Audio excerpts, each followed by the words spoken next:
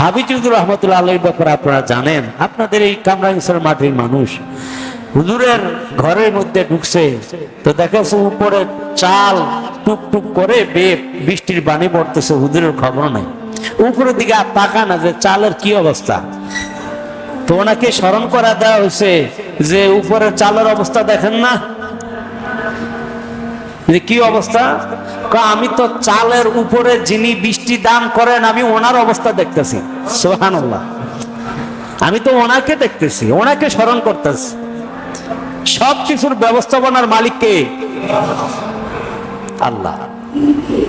তাবিজ হুজুরের মজলিসে বসলে আপনারা যারা দেখছেন হুজুর খালি ঠোঁট লড়তো, সবাই তো কথা বলতো, তো হুজুর ঠোঁট লড়াইতো। ঠোঁট লড়াই কি বলতো?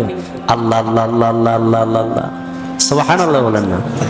এগুলো তো আমাদের কাছে জিন্দা ওলি। এগুলো এই জিন্দা ওলিদেরকে যারা দেখছে হেরো আলহামদুলিল্লাহ, তার কিছু তাসির এখনো তাদের মধ্যে আছে, কিছু প্রভাব এখনো তাদের মধ্যে কাজ করতেছে। মাঝে মাঝে শুনি বড়গের অনেকে বলে হাবিজ হুজুরকে দেখেছি, ওনার পাশে ছিলাম, হুজুরকে এমন এমন দেখেছি, ওনার রঙে অনেককে আমি রঙিন হইতেও দেখেছি। আলহামদুলিল্লাহ, আল্লাহ তাআলা সকল আল্লাহ ওয়ালাদের সোহবতে আমাদের কিছু সময় অতিবাহিত করার তৌফিক দান করুক।